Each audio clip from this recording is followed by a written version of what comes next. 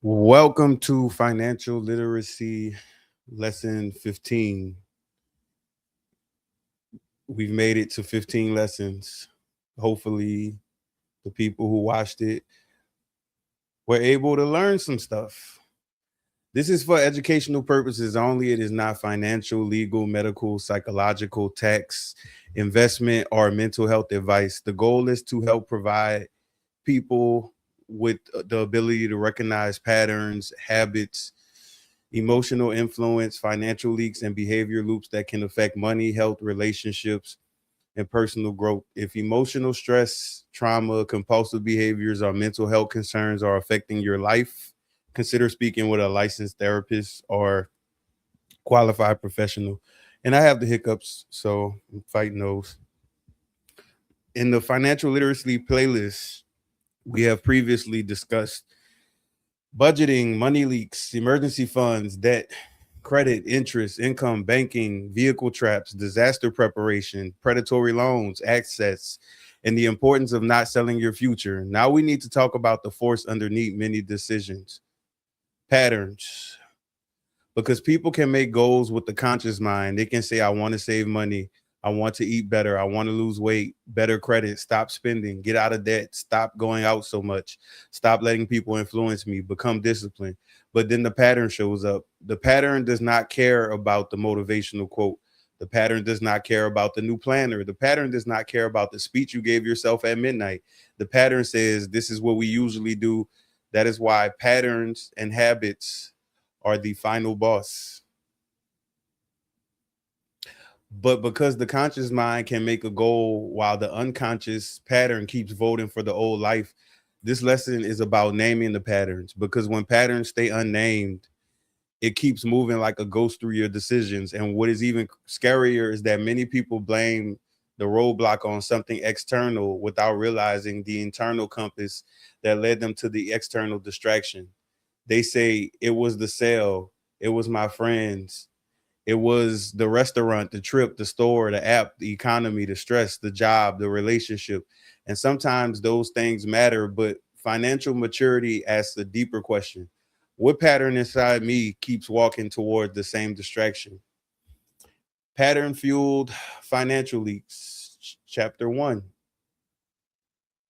Welcome back to the financial literacy series. Today we're talking about pattern fueled financial leaks. A money leak is not one always one big purchase. Sometimes it is the repeated small behavior, the same drive through, late night shopping, weekend spending, overdraft, emotional order. I deserve it. The same friend group pressure, the same trip to the same store after the same bad mood, the same financial mistake wearing a different outfit. That is why we need to talk about patterns, because a pattern can drain more money than one bad decision. A bad decision may happen once, a pattern keeps returning until it is recognized. Chapter two, the conscious mind makes goals.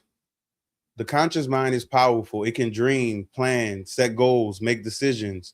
It can say, this year I'm saving money. This month I'm eating better. This week I am not spending. Tomorrow I am going to the gym. Next payday I'm paying down debt. But goals are not the same as systems. A goal says where you want to go. A pattern shows where you usually go. And if the goal and the pattern are fighting, the pattern often wins. Not because you're weak, not because you're stupid, not because you're hopeless, but because habits are trained through repetition. Your brain loves familiar roads, even when those roads lead back to success or stress. Habits are the final boss. Habits and patterns are the final boss. A person can know exactly what they should do and still repeat what they usually do. They may know fast food is draining money, subscriptions are adding up, payday loans are dangerous, the credit card balance is too high, the group pressures them to spend. They may know the environment triggers them. They may know the old pattern does not work, but knowledge does not automatically override repetition. That is why financial literacy has to go deeper than math. Yes, numbers matter, but behavior decides whether the numbers change. You can know the budget, but the pattern decides whether you follow it. You can know the interest rate, but the pattern decides whether you keep borrowing. You can know the plan, but the pattern decides whether you keep choosing pressure over peace. Chapter 4, unnamed patterns have power. When a pattern is unnamed, it has more power. If you don't know your pattern, you may think each financial mistake is separate. You may say, I don't know why I keep spending, why I keep ending up broke, why I keep ordering food, why I keep going out, why I keep helping people when I can't afford it, why I keep buying things I barely use. But once you name the pattern, you stop seeing isolated mistakes. You start seeing a loop. Maybe the loop is stress spending. Maybe it is loneliness spending, status spending, boredom spending, people pleasing spending, revenge spending, shame spending, convenience spending. I finally got paid spending. Naming the pattern gives you something to work with. You cannot change what you refuse to identify. Chapter 5, the internal compass. One of the deepest parts of this conversation is the internal compass. People often blame the external distraction, the sale, friend, ad, restaurant, app, store, event, group chat, influencer, car lot, delivery service. And yes, external influences are real. Marketing is real. Social pressure, algorithms are real. But you also need to ask, why did that distraction work on me? What was I feeling? What did I want to escape? What belief did it activate? What identity was I trying to protect? What insecurity did it touch? What pattern made me available? Because the external distraction may be the door, but the internal compass is what keeps leading you to that door. That is not shame, that is self recognition. Chapter 6, pattern recognition is prosperity. Prosperity is not only income, prosperity is pattern recognition. A person can make more money and still repeat the same leaks. A person can get a raise and still stay broke. A person can pay off one credit card and refill another. A person can move to a new city and recreate the same lifestyle. A person can leave one friend group and find another group with the same pressure. A person can say they want better and still protect the old behavior. That is why pattern recognition matters. The moment you can say, I know this feeling, I know this urge, I know this loop, I know this road, I know where this goes, that is power, because awareness creates a pause. And the pause is where a new decision can enter. Chapter 7, stress spending. One common financial leak is stress spending. After a hard day, a person may spend money to feel better. Food delivery, shopping, alcohol, weed, beauty products, clothes, games, electronics, trips, random orders. And some people be buying booty products too. So I said it right the first time. Not because the item is necessary, but because the nervous system wants relief. The problem is that relief and recovery are not the same thing. Relief is temporary. Recovery builds capacity. Stress spending says, I need to feel better right now. Financial growth says, I need to understand why I keep needing space. This does not mean you never enjoy life, but if spending is your main emotional regulation tool, your budget is not just fighting prices, it is fighting your nervous system. Chapter 8, boredom spending. Boredom spending is another major leak. There was a time when shopping required effort. You had to leave the house, go to a store, walk around, think. Now the store is in your hand. You can be bored for 5 minutes and spend money in 10 seconds. I'm going to pause right there because the internet is not the first time that happened. I vividly remember in the 90s, people had books. They would send magazines where you can order stuff and you can get credit. People were going in debt for that too. Back to the story. The algorithm knows this. It feeds you products. It creates desire. It shows you things you never asked for. It's called catalogs. It turns boredom into a marketplace. That this is why screen discipline is financial discipline. If you're constantly scrolling, you're constantly being sold to. A bored mind with a saved card is an expensive combination. Chapter 9. Social pressure spending. Social pressure spending is powerful. Friends want to go out. Family wants you to show up. Coworkers want lunch. The group wants a trip. Someone wants a gift. Someone needs help. Someone says you changed. Someone calls you cheap. Someone says you only live once. Someone says you deserve it. And suddenly your budget feels like an insult to the relationship. This is where boundaries matter. You can love people and still say no. You can care and still stay home. You can celebrate and still choose a cheaper option. You can maintain the connection without letting the connection control your spending. People should value your character, not your costume, and they should value your growth, not just your availability. Chapter 10, location based spending. Location matters. Where you live, work, shop, socialize can shape your financial patterns. If your route home passes fast food every day, convenience becomes temptation. If your neighborhood has more check cashing stores than banks, money access becomes expensive. If your social life centers around bars, restaurants, clubs, casinos, or shopping centers, spending becomes the default. If your area has poor public transportation, a car becomes more necessary. If grocery options are limited, food costs may rise.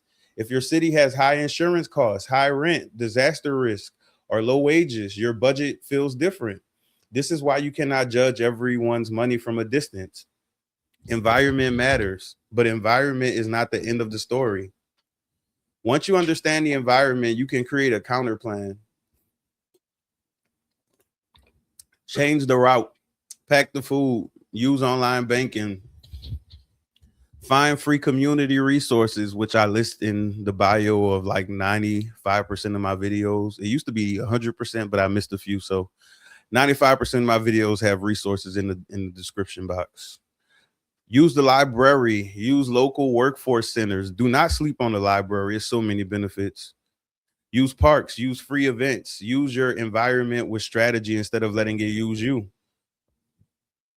Chapter 11. I don't even know why it's numbered like that, but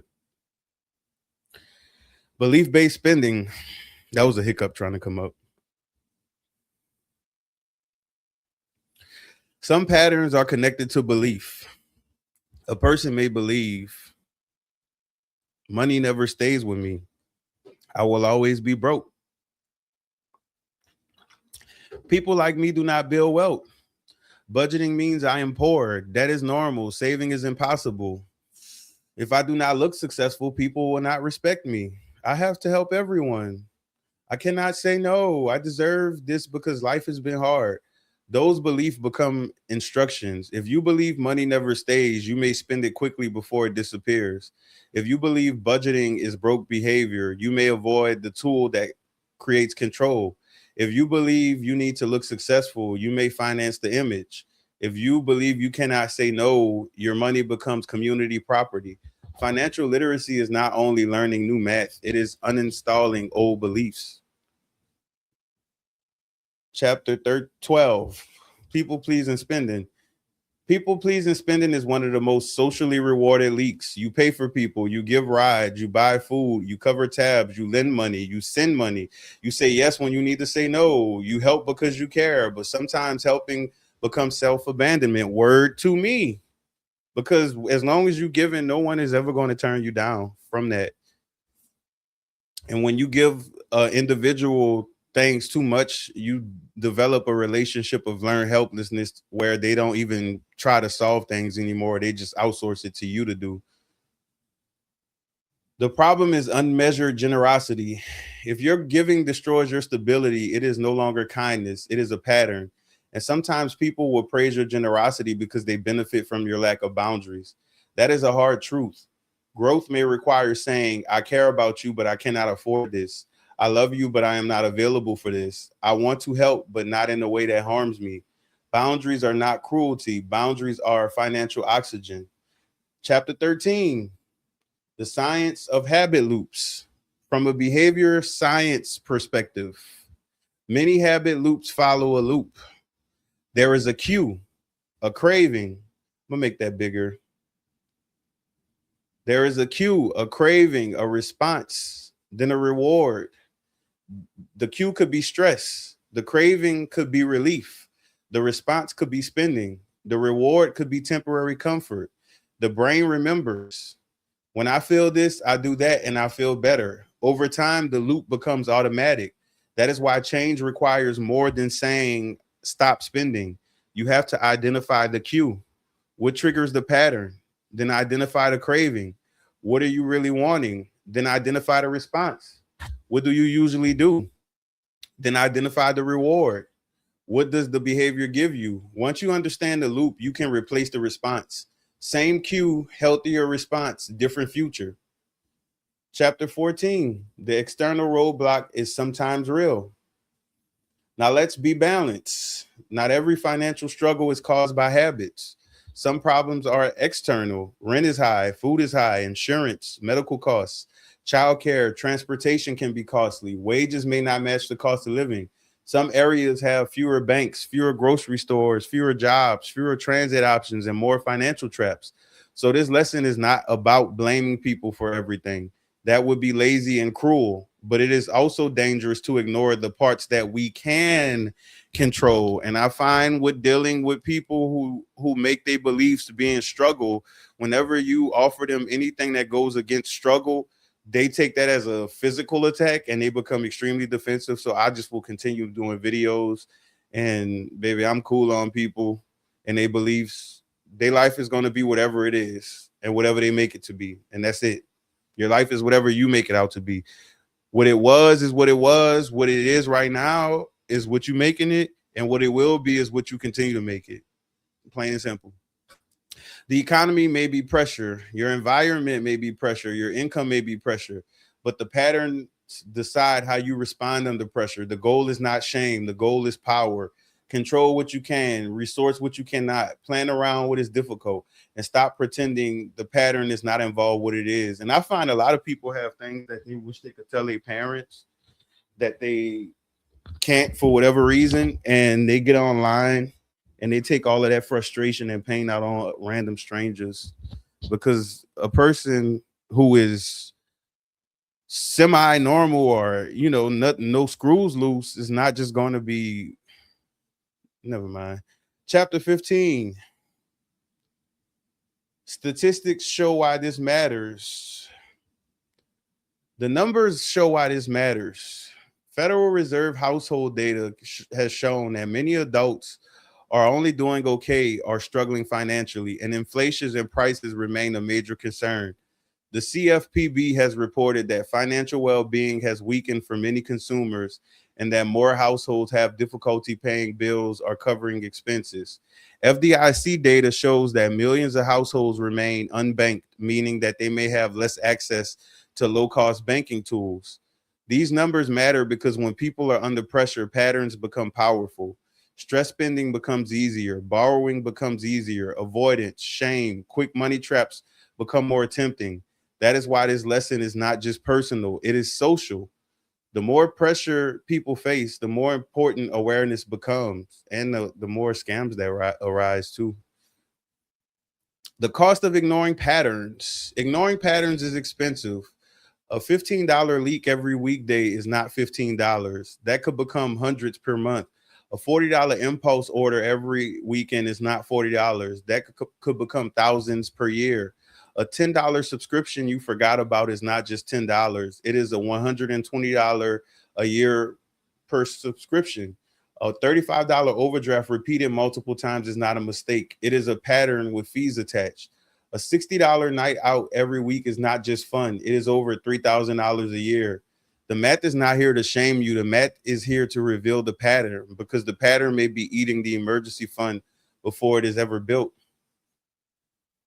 Your current location can influence your money. Your current location can influence your money. Some communities have more low-cost grocery options. Some have more banks and credit unions. Some have better public transportation. Some have safer parks and free recreation. Some have more job access, libraries, more career centers. Other communities may have more payday lenders, checking cash stores, fast food, liquor stores, casinos, high insurance rates, poor transit, disaster risk, or limited job access. This matters. Environment shapes behavior, but awareness helps you build a strategy. If your area is full of financial traps, you need a stronger plan. If your city has high costs, you need a more clear budget. If your neighborhood lacks resources, you may need to search by zip code, call 211, use Find Help, visit a library, or connect with an American Job Center. Location matters, but location does not get the final word. Strategy does. Free resources are part of the plan. There are free resources that many people never use. Financial literacy resources, credit report tools, banking education, career training, local job centers, libraries, legal aid, housing resources, food resources, mental health resources, community programs. Use them. MyMoney.gov, FDIC Money Smart, Consumer Financial Protection Bureau, AnnualCreditReport.com, Career One Stop, American Job Centers, 211, Find Help, your local library, nonprofit credit counseling, legal aid organizations. These resources will not magically fix everything, but they can give you information, direction, and options. Sometimes one resource can interrupt a pattern that has been running for years. Growth without shame. Let's be clear. This lesson is not about shame. Shame says, I am bad. I am stupid. I always mess up. I will never change. Self-recognition says, I see the pattern. I understand where it came from. I understand how it affected me. I am responsible for changing what I can. Those are not the same thing. Shame freezes people. Self-recognition frees people. You may have learned these patterns from family, from survival, from poverty, from trauma, from culture, from social pressure, from misinformation, from environments that normalized instability. But inherited patterns do not have to become permanent patterns. You can say, this came from somewhere, but it does not have to keep controlling me. That is growth. The pattern audit. Here is the tool for this lesson, the pattern audit. For 1 week, study your spending without judgment. Write down, what did I buy? When did I buy it? Where was I? Who was I with? What was I feeling? What triggered the purchase? Was it planned or impulsive? Was I hungry, stressed, bored, lonely, trying to impress someone, avoiding something? Did I regret it later? Did this purchase fit my goals? The goal is not to punish yourself. The goal is to collect data on yourself. You are becoming the scientist of your own behavior. And once you have data, you can build a better system. Replace, don't just remove. One mistake people make is trying to remove a pattern without replacing what the pattern did for them. If spending gave you relief, what will give you relief now? If food delivery gave you comfort, what will comfort you now? If shopping gave you excitement, what will excite you now? If going out gave you connection, how will you connect now? If helping people gave you identity, who are you when you say no?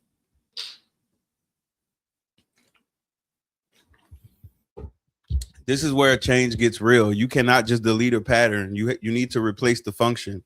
Stress spending may become walking, journaling, calling a safe person, cooking, stretching, therapy, prayer, meditation, or going to sleep. Boredom shopping may become reading, exercise, cleaning, learning, creating, or going outside. Social spending may become free events, potlucks, walks, library events, or honest conversations. Replacement is how change survives. Build friction against the old pattern. If a pattern is too easy, it will keep winning. So build friction. Delete shopping apps, remove saved cards, turn off one-click buying, unsubscribe from marketing emails, mute influencers who trigger spending, take a different route home, shop with the list, eat before grocery shopping, set a 24-hour rule for purchases, set spending alerts, use cash for certain categories, separate savings from checking, create a bill account, create a fund money limit, tell trusted people your boundary. If the old pattern had a highway, do not leave the highway open. Put speed bumps in the road. The goal is not perfection. The goal is interruption. Build support for the new pattern. Now build support for the new pattern. Automate savings, meal prep, plan grocery trips, schedule bill reviews, set reminders, use budget templates, use free financial education, use library resources, use workforce centers, use support groups if needed, use therapy if emotional patterns are deep. Create a clean home environment, create a morning routine, a payday routine, a Sunday reset, a spending review. New patterns need support. Discipline is easier when the environment helps.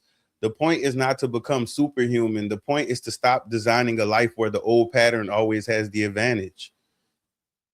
This week's action plan. Remember, with action plans, this is just a frame, like a frame of a house, and you add the interior to your liking. So this is just the frame, the foundation. You don't have to follow verbatim. Step 1, track every purchase for 7 days. Step 2, write down what you felt before spending. Step 3, Identify your top 3 money leaks. Step 4, name the pattern behind each leak. Step 5, identify the cue, craving, response, and reward. Step 6, create one replacement behavior. Step 7, add friction to one old pattern. Step 8, add support to one new pattern. Step 9, use free financial literacy resource. Step 10, celebrate awareness, because awareness is not small. Awareness is the beginning of control. Patterns are powerful. The conscious mind makes goals, but habits decide whether those goals survive. That is why we cannot only talk about budgets. We have to talk about behavior, beliefs, social pressure, environment, location, stress, boredom, shame. We have to talk about the internal compass that keeps pointing people toward the same external distractions. This is not about hating yourself. This is about recognizing yourself. No shame, no performance, no pretending, just truth. If you see the pattern, you can interrupt the pattern. If you change the outcome, you can build the future. Prosperity to you for making it this far. Prosperity to you for even realizing something needs to change. The realization is not weakness. The realization is power. And remember, a pattern that is named loses some of its control. A habit that is studied become easier to redesign. A life that is observed becomes easier to rebuild. Your future does not need another excuse. Your future needs a pattern that supports it. And that is it for episode 15 of the financial literacy series. Why does it say that? Oh, I'm sorry. I seen something on the screen. It's just like, what is that?